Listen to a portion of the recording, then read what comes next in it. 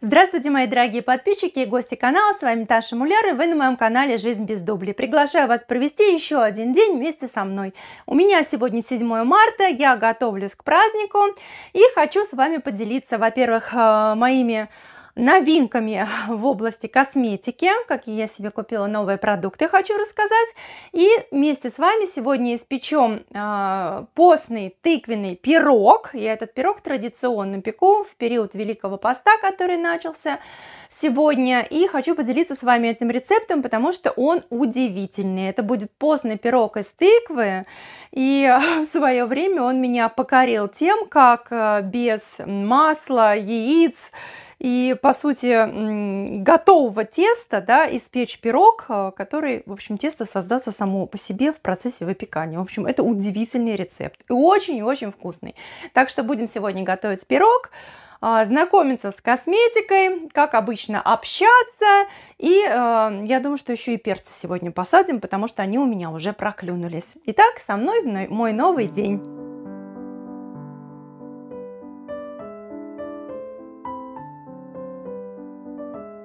Для начала, для нашего с вами удивительного пирога, вот даже, кстати, интересно, напишите потом, кто-нибудь из вас делает по такому рецепту или нет, нам нужно будет замочить изюм.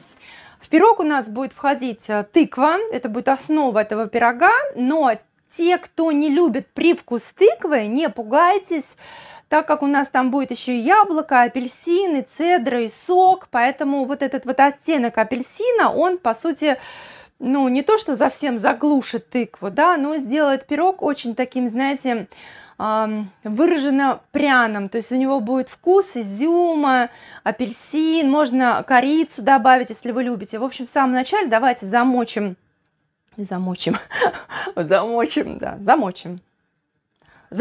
изюм, короче, замочим изюм, и после этого покажу вам косметику, пока он будет отмокать, этот изюм. Нам понадобится где-то стакан изюма. Вот у меня здесь есть, видите, такой желтенький, вот этот желтенький, кстати, очень красивый такой, да, вот. И я еще сюда, знаете, нашла у себя запасы кураги, еще кураги добавлю. Сейчас мы все это промоем. И залью теплой, ну такой почти горячей водой, пусть постоит. Вот так.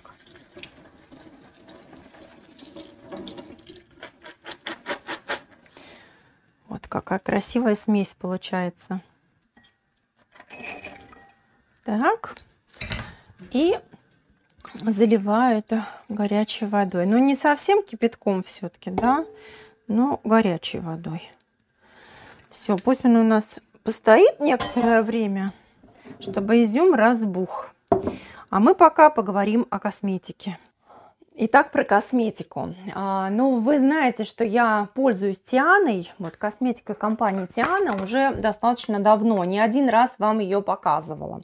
Чем она мне нравится. А сегодня я хочу вам показать новую линейку, которая у них появилась. И тоже я уже попробовала. Мне очень понравилось. И поэтому хочу, в общем, вам про нее и рассказать. Вся косметика этой компании наша российская.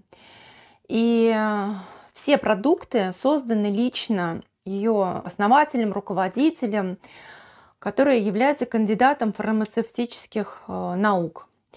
И все продукты сочетают в себе самые последние инновации, да, в косметологии. Причем такой кабинетной косметологии. И очень особенно мне нравится вот такая линейка бустеров. Я уже вам давала ссылки на нее в предыдущих каких-то там выпусках, когда я покупала, летом, по-моему, это было.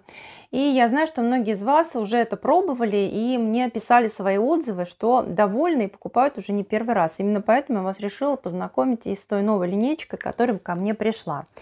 Эта линейка называется Супермолекулы. В ней несколько продуктов есть и два вот таких вот основных, ну, на мой взгляд, самых таких ходовых и полезных нам с вами. Это сыворотка для лица, энергетический коктейль с витамином С. И примечательно она тем, что здесь витамин С содержится в такой форме, в стабильной, что он не разрушается под воздействием воздуха и света. То есть сколько мы ей пользуемся, да, сколько она как бы у нас на лице находится, столько времени она и действует, работает. Вот посмотрите, какая она по структуре. Видите, такой как прозрачный гель. Ну, похоже прям на гель такой. Вот видите, очень приятно, быстро впитывается. Это меня компотик оцарапал, извиняюсь. Способствует активации клеточного обновления, восстановлению упругости и дает глубокое увлажнение нашей кожи. И второй продукт в этой линейке супермолекул — это сыворотка для лица с биретинолом. Бакучиол. Бакучиол — это вытяжка растительная, которая является растительным аналогом ретинола. Ретинол у нас для чего нам нужен? Он улучшает микрорельеф кожи, сокращает морщины и, кстати, борется с жирностью и воспалением лица. А также упругость повышает и выравнивает тон кожи. Она уже похожа на такая, видите, как молочко такое. Вот, тоже очень быстро впитывается. Мне нравится, что все продукты нейтральным запахом обладают.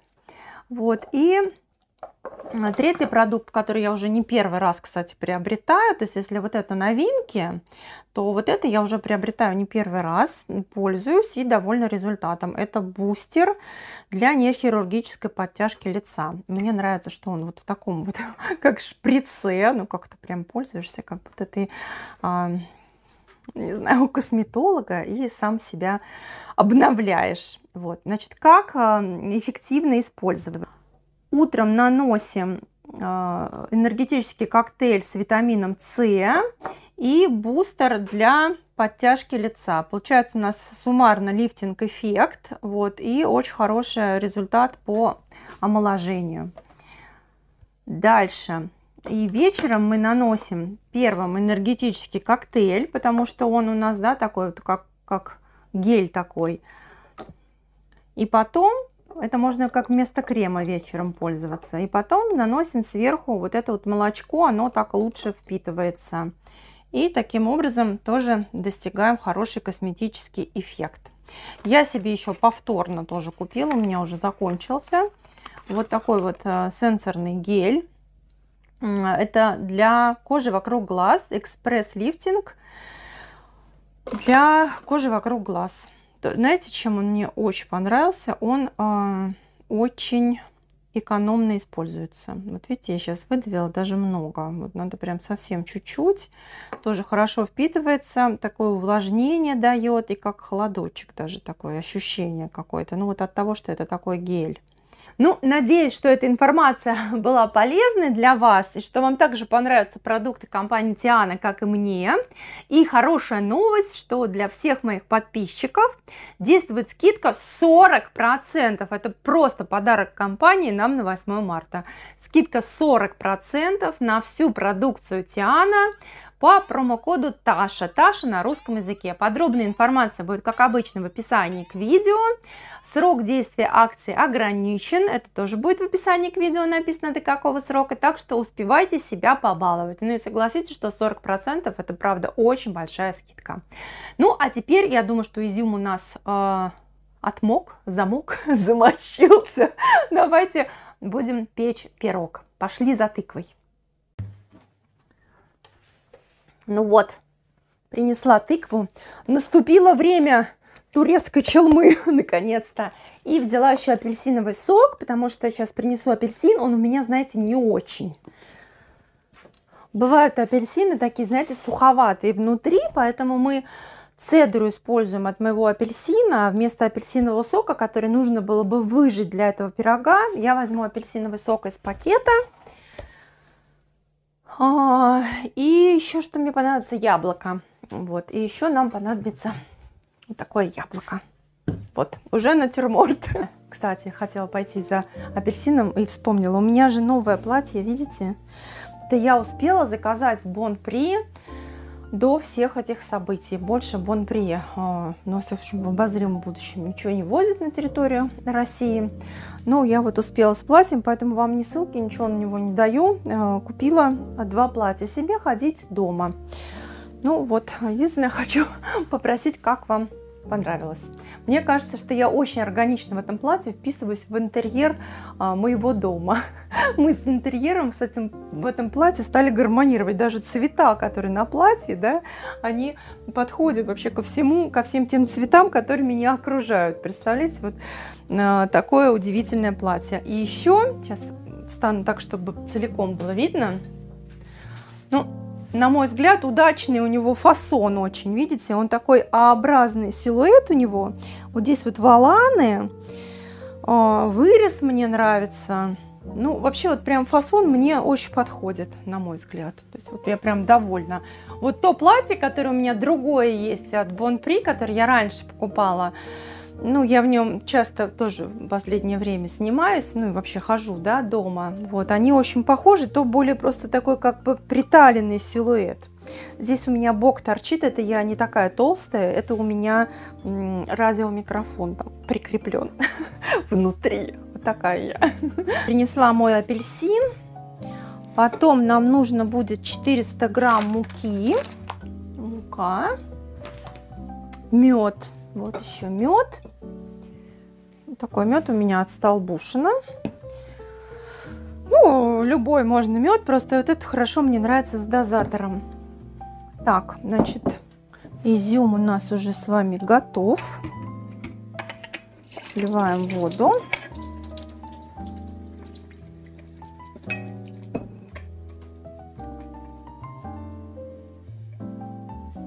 Так.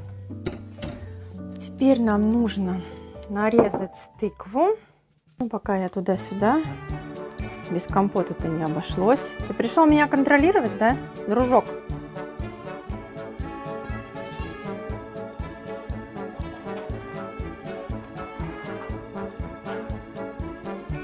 Да, такой раз.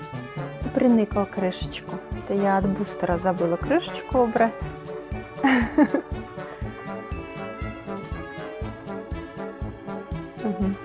Хорошая крышечка тебе досталась, да? Молодец какой. Кот в лимонах, видели картину такую маслом? Раз так, и типа это вообще не он. Раз так. Хоп, и убежал. Ладно, все, компотик, не отвлекай нас от пирога. А, да, надо духовку включить. Духовку включаю на вот такой режим, у меня 2 палочки, и на 180 градусов, пусть пока греется.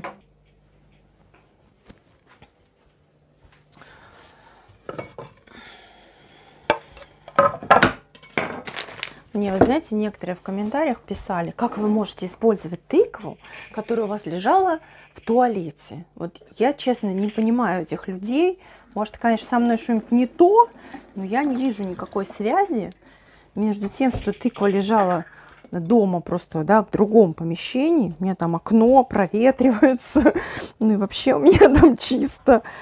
В общем, не знаю, я не вижу проблемы в том, что тыква лежала... Ой, не хочет прям резаться в туалете. Может быть, вы кто-то видите, но я не вижу. Ой, отломила этот хвосток, а тыкву еще и не разрезала. Да. Валера, где ты? Где ты, Валера? Валера гуляет в саду. Я вечно, когда у меня мужа нету, понимаете, я то стулья красить начинаю. Я не знаю, что делать. Нож оттуда не вытаскивается. Никак. Сейчас самое главное, руку не обрезать. Я знаю, что надо ножом с пилочкой. Вы мне многие об этом писали, но у меня нет ножа с пилочкой. Так, вот так. О, какую я вырастила тыкву. Все, пошло. Процесс пошел. Так.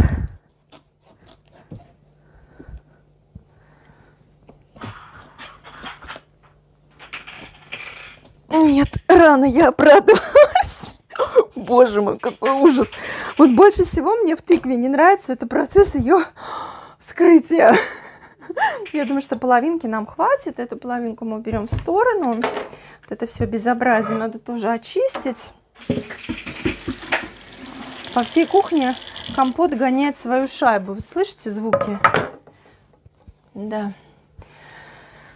Так, ну что, вычищаем мякоть ложкой.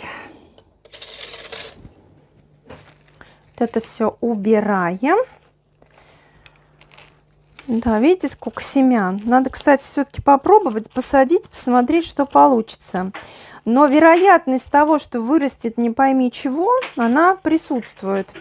Вот вы знаете, что касается вот выращивания тыквы рядом с кабачками, кстати, было много споров. Но вы помните, что у меня на заборе росла тыква, она плелась по забору, а внизу у меня росли кабачки.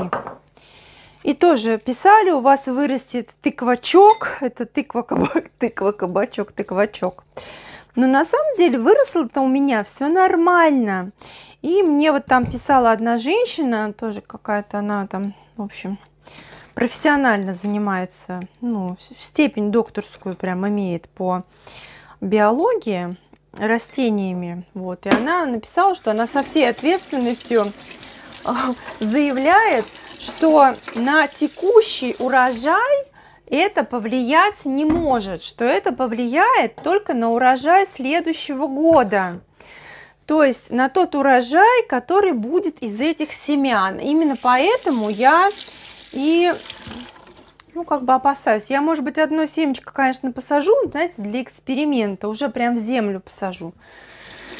Не буду с рассадой заморачиваться. И посмотрим, что вырастет. Но даже если у меня вырастет что-то нормальное, то мы не можем, да, гарантировать того, что оно вообще будет из всех семян нормальное, мне кажется.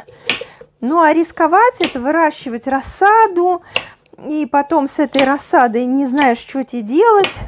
Ну, а расстроишься, когда уже из этой рассады пойдет урожай не пойми чего, да, по вкусу в первую очередь. Это же как? Это не значит, что она именно выглядеть будет непонятно как. У нее вкусовые, сортовые особенности могут пропасть. Поэтому вот так вот от незнания что-то делаешь. Но это, тем не менее, я все равно в этом году на одной грядке буду выращивать тыкву и кабачки. Ну, потому что у меня участок маленький, 5 соток, и мне некуда их разносить. И как показал опыт прошлого и позапрошлого года, именно в том месте, где я выращиваю, они очень хорошо растут. Ладно, сейчас я почищу и будем продолжать. Тыкву я почистила, теперь нужно нарезать ее такими достаточно крупными кубиками.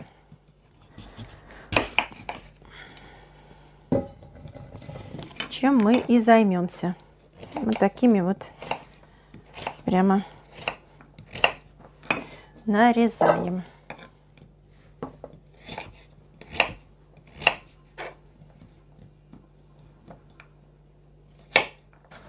Так, даже не знаю, может быть, и четвертинки нам хватит тыквы. Вот уже видите, сколько получается. Наверное, еще вот это порежу и все.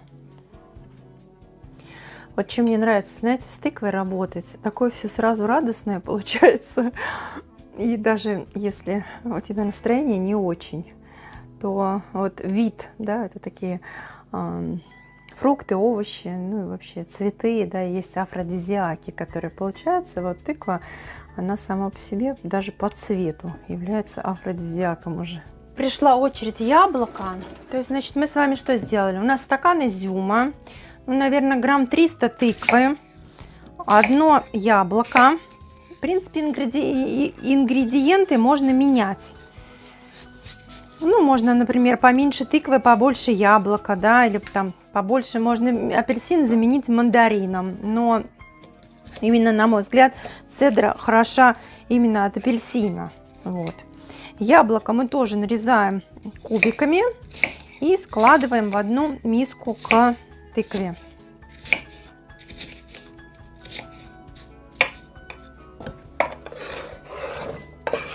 Так, теперь натираем цедру апельсина. Вот, кстати, знаете, еще хотела по поводу платьев. Вот мне нравится дома, господи, где же у меня терка-то? Мне нравится дома ходить в платьях, потому что, ну, как-то вот встал с утра, да, все-таки вот, не знаю, лично меня тренировочные, халаты, все это меня расслабляет. Я не могу в этом. А в платье, когда ты себя уже как-то ощущаешь красивый, собранный такой, да, еще если макияж с прической сделать, ну, он прям чувствуешь себя совсем-совсем по-другому. Ага, вот и терка. Натираем цедру.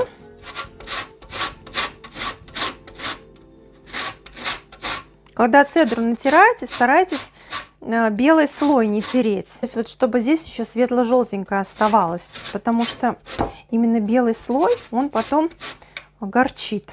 Вот так вот она получается. Нам же от нее нужен, по сути, аромат, да, от этой цедры. Ну, в общем, берем цедру целого апельсина. Лимона хотела сказать. Нет апельсина, возьмите мандарина. Ну, ни одного тогда.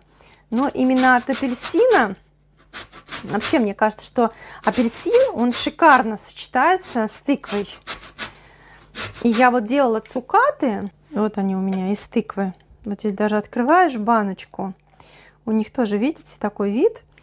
Это они с мандариновым соком я подваривала тыкву и потом сушила их специально. Вот они у меня такие, как конфетки.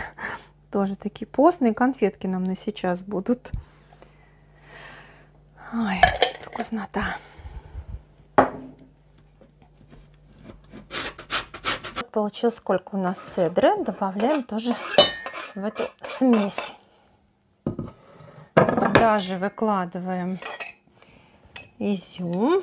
Курагу даже не буду я резать, пусть будет целиком. Я вам грешу на этот апельсин. Сейчас мы его разрежем, а он окажется нормальным. Нет, ну он не очень нормальный. Малосочный он такой, знаете. Но здесь просто на камеру не видно. У него такие белые прожилочки. Не очень он. Ну, а так, в общем, надо выжать сок вот от этого целого апельсина. Сок сюда идем. Ну, я, чтобы так не мучиться, тем более, я говорю, у него соком трудно. Я возьму сок из пачки. Полстакана сока где-то примерно. Ну, из апельсина же так и получается, да, вот полстакана сока. Мы сейчас туда тоже наливаем. Ну, потому что сама по себе тыква и яблоко, они же не очень сочные, а нам нужно жидкости добавить, чтобы тесто получилось. Вот поэтому полстакана сока. 3 столовые ложки меда. Какой красивенький, да?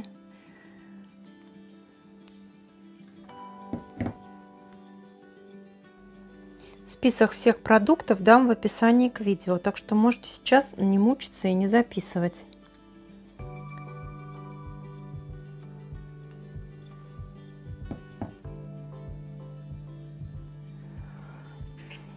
Еще сахара. 4 столовые ложки. Ну, опять же, это все по вашему вкусу. В принципе, можете не добавлять вообще сахар. Будет просто не такое сладкое. Сейчас уже можно перемешать. Вот корицы еще добавлю. Еще можно ванильный сахар, ну, точнее нужно, но у меня его не оказалось. И теперь добавляем сюда муку. Муки надо 400 грамм. 400 грамм это примерно 13 столовых ложек с горкой. И когда я начинаю добавлять муку, это сколько у меня уже, 4, да, 5.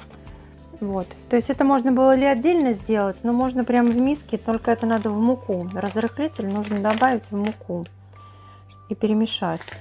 Ну, где-то вот столько. Чайную ложку где-то разрыхлителя. Вот у меня здесь ничего не оставалось.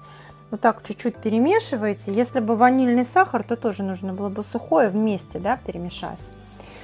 Все, добавляю оставшуюся муку. И все вот это вот перемешиваем. Получается у нас достаточно густая масса. То есть, по сути, у нас сейчас будут фрукты, обваленные в муке. Ничего страшного, не бойтесь, так и должно быть. Сейчас мы все это запечем, и вы увидите, какой получится результат. Смотрите, какая получилась смесь. Теперь берем форму. Я взяла форму 28 сантиметров в диаметре. Смазываю ее растительным маслом. Пирог высоко не поднимется, поэтому форму можете брать не глубокую, смело. Но все-таки, чтобы он в ней лежал, знаете, таким слоем сантиметра 3. То есть, чтобы он распределился по этой форме, наш пирог. И выкладываю.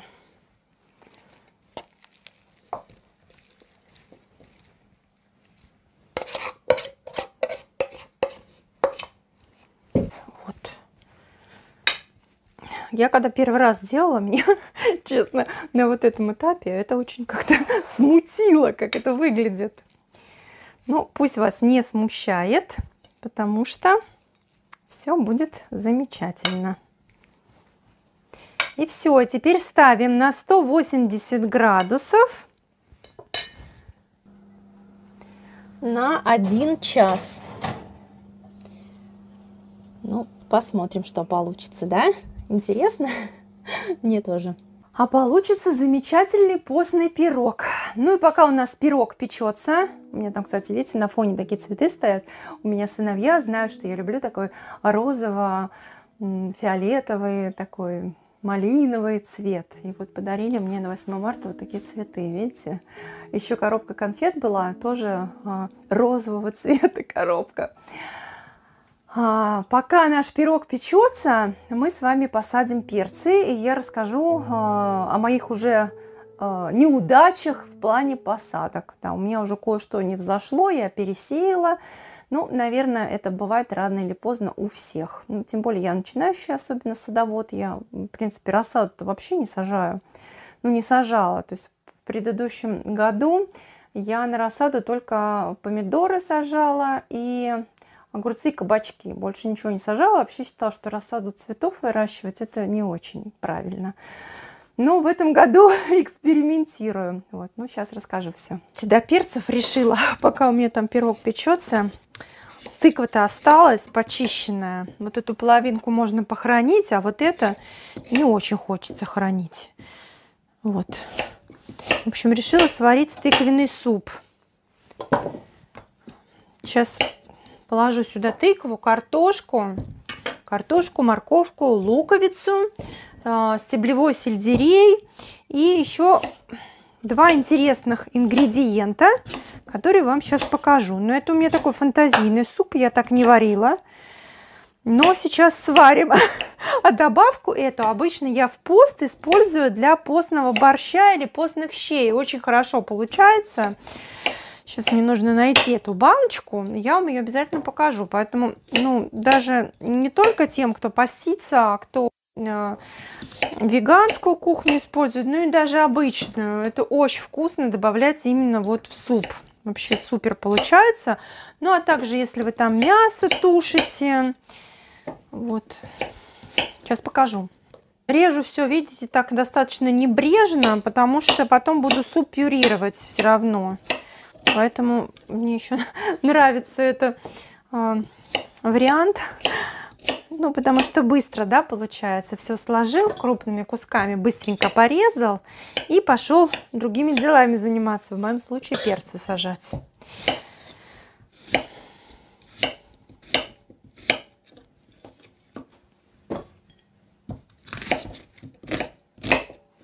Вот. Единственный чеснок у меня кончился. Нужно было бы сюда, конечно, еще и чеснок положить.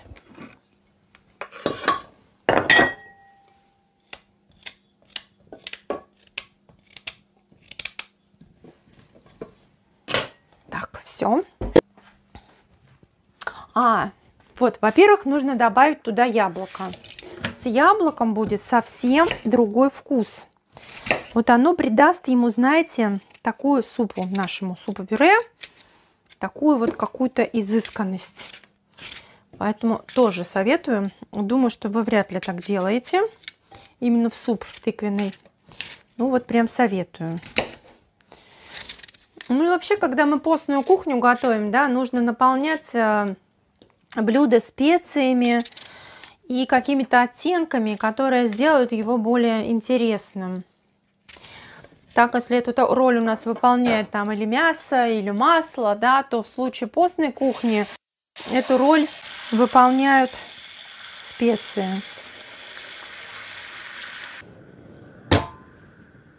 У меня стеблевой сельдерей сюда же пойдет. Тоже мне очень нравится, какой он оттенок дает. Ну, посолить это сейчас надо, естественно. Потом, смотрите, я купила здесь чечевицу, смесь чечевицы. То есть здесь несколько разных видов чечевицы. Вот видно, что она там разная. Вот добавлю сюда еще пару столовых ложек чечевицы. Тоже она мне больше, ну, такую пюреобразная структура получится. Даже можно 3. Ну, посолить надо, естественно. И моей секретной добавкой будет айвар. Айвар, я с ним познакомилась в Болгарии. Звучит так, да, как будто это парень какой-то, айвар. Вот, и познакомилась с ним в Болгарии. Еще есть лютеница. Лютеница, она из печеного перца. А айвар, ну, вот здесь, в принципе, нарисовано из чего, да, печеные, именно печеные баклажаны, перец, чеснок и томаты. И вот смотрите, какой он по структуре. Он, во-первых, даст цвет нашему супу, да, а во-вторых, невероятный аромат печеных вот этих вот овощей. Потом в конце, когда уже запюрируем, добавим туда еще копченую паприку. Ну вот 2 столовых ложек на этот объем будет вполне достаточно. И суп будет совсем-совсем другой. Он не будет выглядеть пустым, а он будет с насыщенным, очень интересным ароматом. Все, теперь я все это довожу до кипения и на маленьком огне варю до готовности овощей. И айвар, кстати, очень вкусно, даже просто вот как паштет вот так намазать на хлебец или на хлеб. И получается такая замечательная закуска. Похрущу вместе с вами.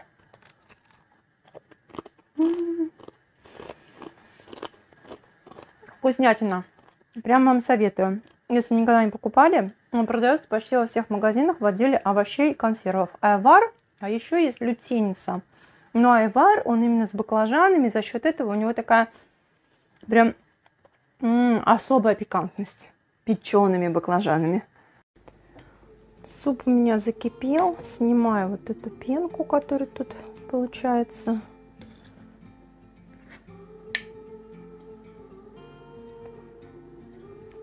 У него какой цвет красивый.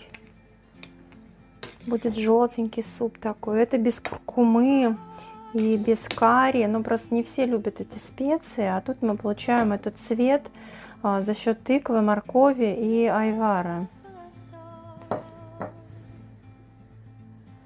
И добавляю немножко растительного масла. Ну все, теперь пусть на маленьком огне варится до готовности овощей.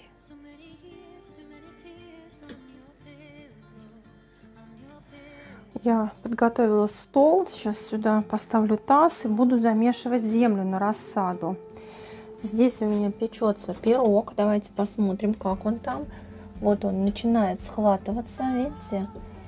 И у него уже появилось тесто, которого не было. Я приготовила землю. Земля у меня, вот видите, называется крепыш от Фаска. Специально для питательный грунт для рассады.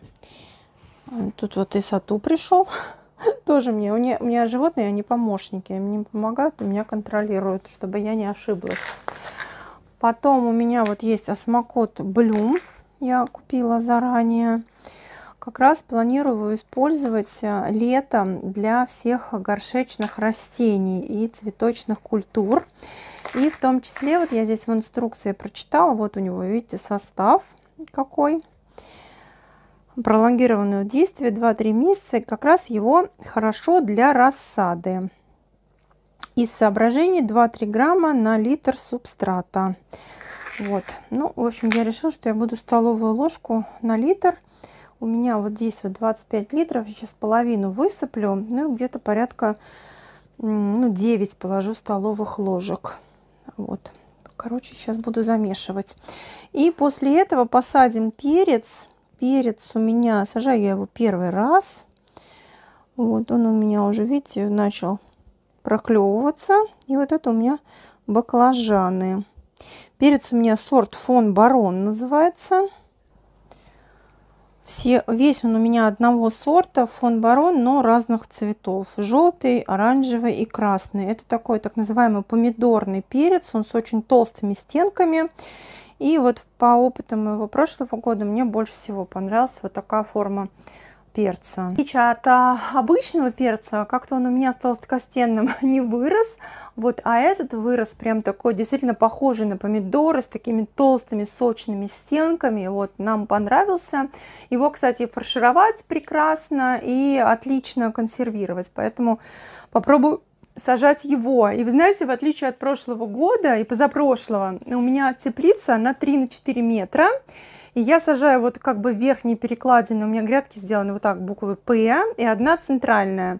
Вот в верхней перекладине я сажаю огурцы, у меня 3 растения всего. И в этом году будет тоже только 3 огурца. По бокам у меня томаты и по центру тоже томаты. А в этом году, перцы я сажаю по всей теплице под томатами и огурцами. А в этом году хочу проводить эксперимент.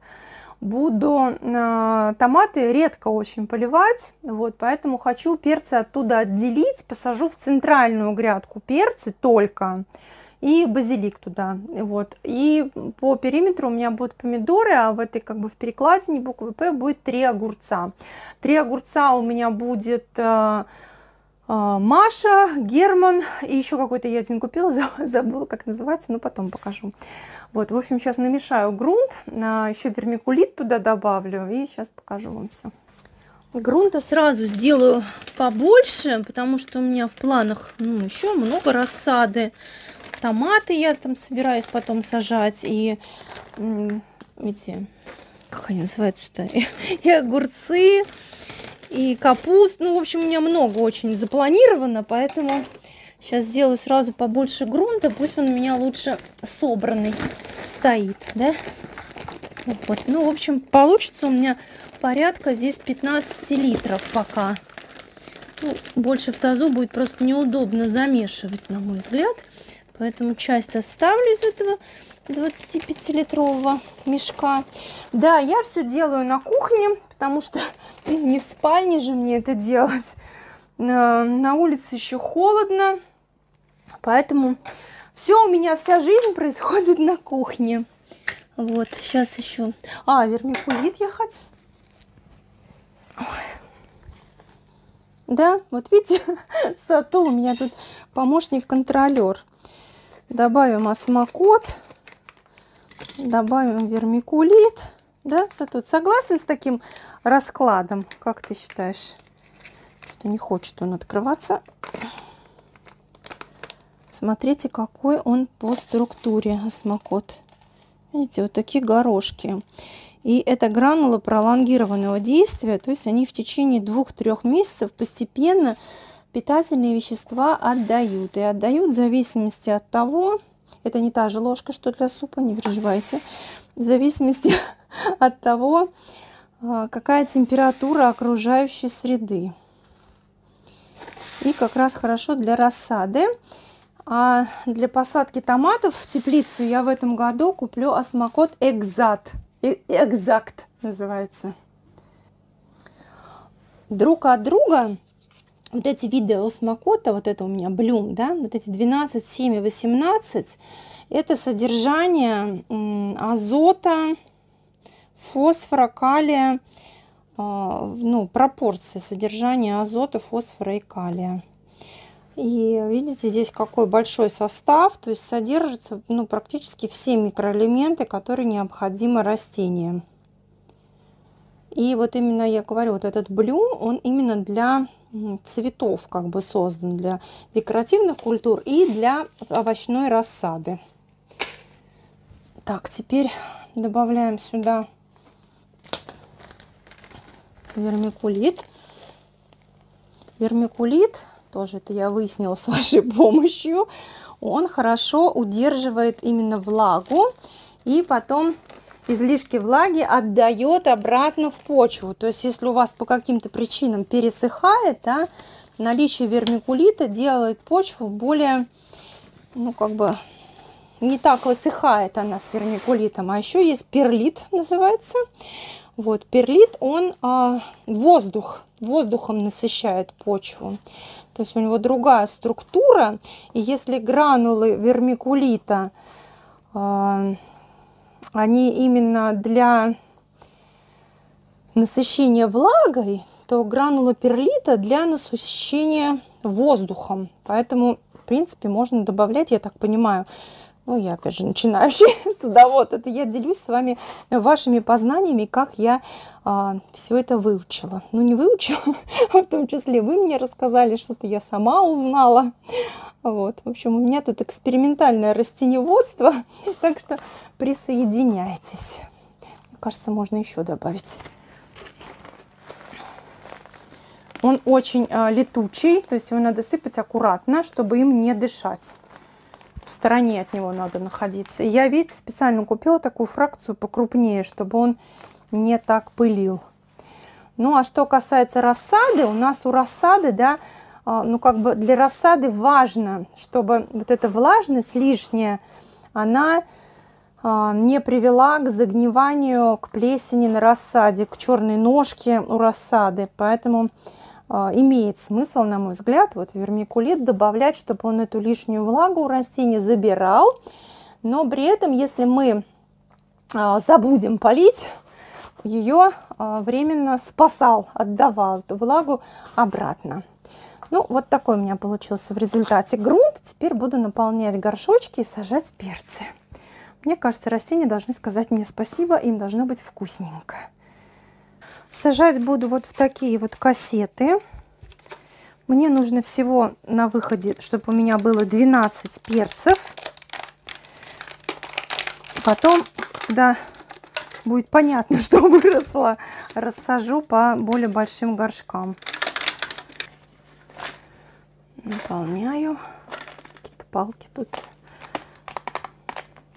Конечно, наверное, надо было и землю самой составлять, но я пока еще не дошла до такой степени садоводческих навыков. Но на следующий год, может быть, уже и грунт, сам грунт, да, на основе нейтрального торфа, песка. Вот, на следующий год, может быть, уже и сам грунт я составлю сама.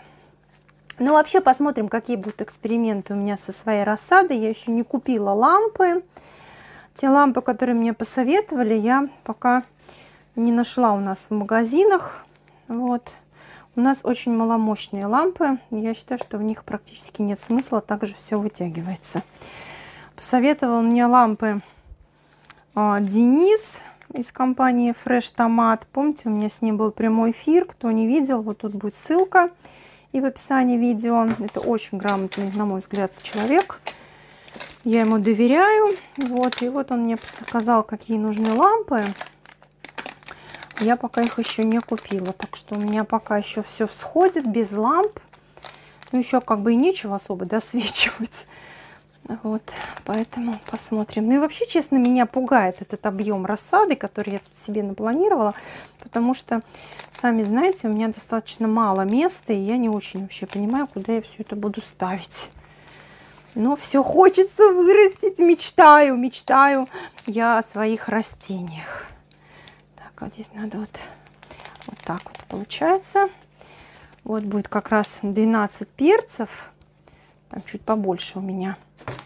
И баклажаны еще тоже я там замочила. Часть баклажанов я посадила сразу. У меня горшок с ипомеей большой. И я туда засунула баклажаны. Представляете? Так, сначала полью все вот так. Сейчас пропитается. А потом уже на перцы буду брызгать. Но мне кажется, что первый раз нужно пролить нормально. Хотя земля влажная вот в этом во всем была. Угу. Думаю, что достаточно. Так, теперь буду делать небольшие углубления класть туда семена, а сверху буду засыпать грунтом. Не могу в перчатках. Мне проще потом руки помыть. Вот так. Буду по одному семечку класть. Заодно узнаем, какая схожесть у этой фирмы. Это Гавриш у меня. Вот я вам сказала, у меня вообще лук-порей не взошел. Просто из всего, что я посеяла, я там 3 рядка сеяла, у меня взошел один. Понимаете? В смысле, не один рядок, а одно растение у меня взошло. Представляете? Вот такая вот история. Так, семена положила, теперь сверху присыплю их землей. Вы, если считаете, что я что-то не так делаю, вы мне пишите, пожалуйста. Я чем-то с вами делюсь, всегда благодарна, когда вы со мной делитесь. Если я не всегда успеваю вам отвечать, это не значит, что я не вижу. Я просто иногда, много комментариев физически, да, не могу успеть, прошу меня сразу извинить. Но я стараюсь это хотя бы читать и лайкать по мере сил и возможностей. Ну и это я уже полью вот так.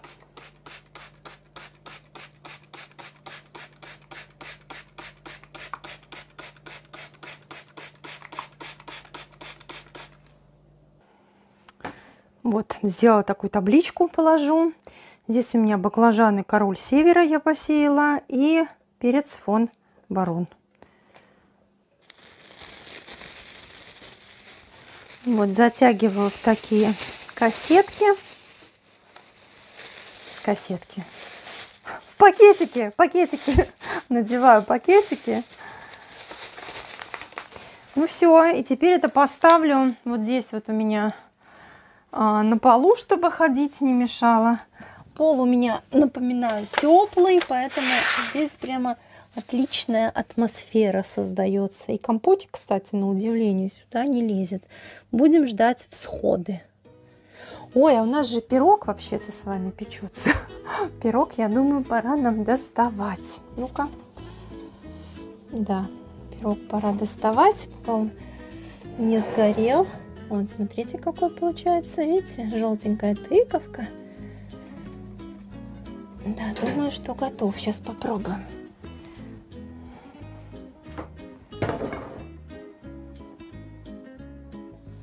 Да, фрукты уже готовы. Тесто тоже, в принципе. Но внутри, в общем, можно еще 5 минут, чтобы постоял. И суп, я думаю, тоже уже сварился, так что сейчас будем пюрировать.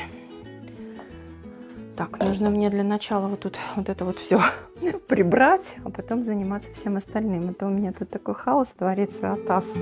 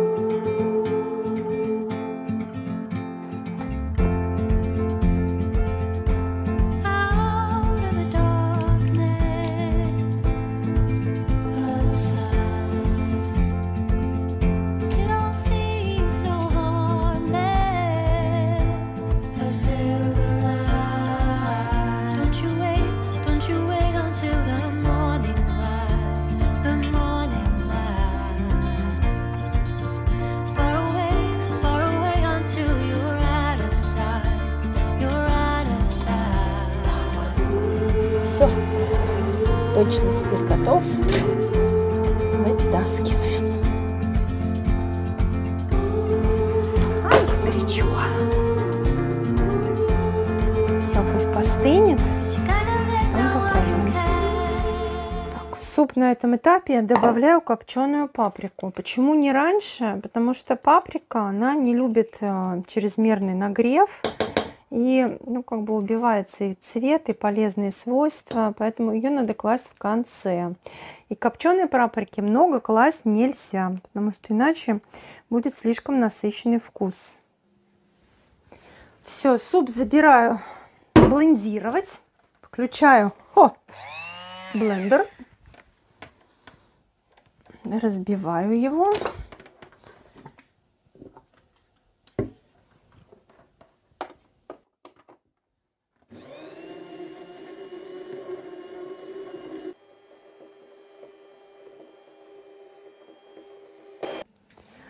Суп получился, смотрите, какой красивый, ароматный, солнечный, не побоюсь этого слова, получился суп.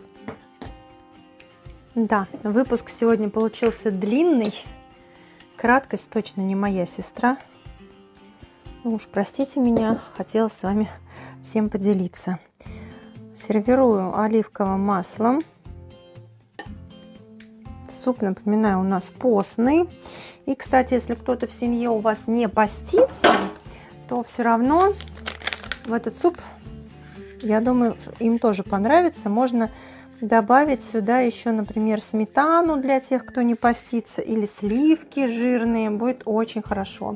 А мы сделаем композицию из кунжута, кинзы и растительного масла оливкового. Вот смотрите, какая красота получилась. Сейчас я попробую, расскажу вам свои ощущения. О, художественный суп. Ну и давайте пирог тоже отрежем, да? Посмотрим, что у нас тут получилось. Это получился такой фруктовый пирог. Он еще когда остынет, будет еще лучше. Вот такой он по консистенции.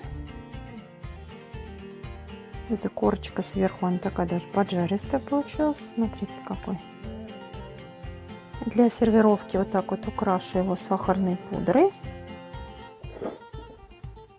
Теперь любимая часть программы. Это когда можно попробовать. Так.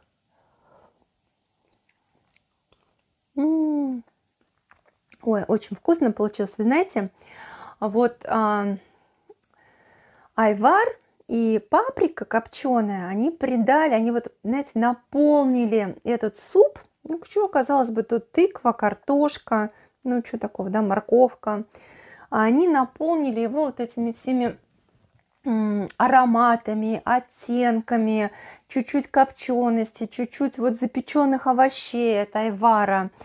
Кинза очень в тему, и кунжут тоже, вот, поэтому попробуйте приготовить такой суп. У меня, кстати, на канале есть несколько рецептов тыквенного супа. Я дам ссылки в описании к видео, поэтому переходите, смотрите, пробуйте, потому что на самом деле из тыквы можно очень массу всего интересного приготовить. И насыщая тыквенный суп разными букетами пряностей, мы получаем абсолютно различные супы. Вот. Ну и попробую еще пирог. Ну, честно, вообще не скажу, что он из тыквы. Знаете, вот вкус даже на штрудель похож, потому что апельсиновый сок, корица, изюм, курага, все вместе смешалось, корочка получилась поджаристая, и в то же время это совершенно постный пирог, вы видели, да? Могу остановиться, хочется еще попробовать.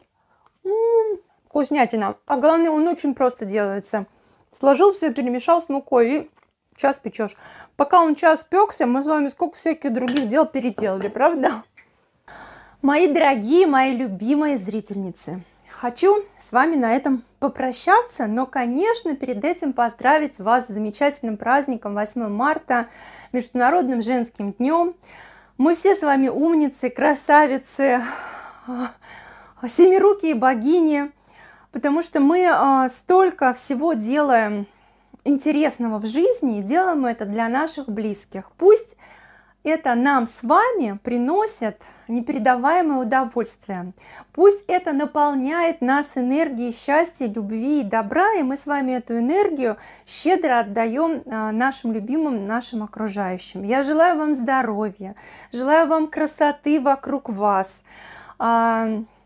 Желаю вам, чтобы вы были довольны собой, и вот через это довольны собой, нравились самой себе, да, мне кажется, что от этого женщина любая расцветает. Когда ты нравишься себе, тебе хочется сиять, хочется радоваться, дарить всем эту улыбку, дарить эти вкусняшки, сажать растения, варить супы, печь пироги, ну и, конечно же, не забывать ухаживать за собой, опять же, для своей красоты и для наполненности. Я от всей души вас поздравляю, желаю вам прекрасно провести этот день. И пусть у нас у всех будет над головой голубое, чистое, солнечное, мирное небо, а в душе у нас будет покой и умиротворение. С вами была Таша Муляр. До новых встреч на канале. И тех зрителей, которые досмотрели данное видео до этого момента, я от всей души приглашаю подписаться на мой телеграм-канал. Ссылка будет тоже в описании к видео. Это мой новый ресурс, который я завела совсем недавно. У меня там уже больше 1000 подписчиков, и я туда выкладываю не только тот контент, который на ютубе, но и много всего другого. И голосовые, и видеосообщения в течение дня. Мы там имеем с вами возможность общаться в личной переписке, посылать друг другу какие-то фотографии, делиться ссылками. Ну и вообще там как бы общение более такое, ну, я не знаю, сближенное, что ли, и расширенное. Буду рада вас увидеть на страничках моего телеграм-канала и на страницах у меня в Дзене, кому где удобно. Все, поздравляю, целую, шлю вам цветы, улыбки и радость. Все, пока-пока, мои хорошие, до новых встреч на канале. Ваш Таша Муляр. Спасибо за просмотр. Приглашаю вас посмотреть и другие интересные выпуски на канале. Газон по грунту, по глине точнее, римские шторы своими руками и переделка старых стульев. Были старые, стали как новые. До новых встреч на канале. Ваш Таша Муляр.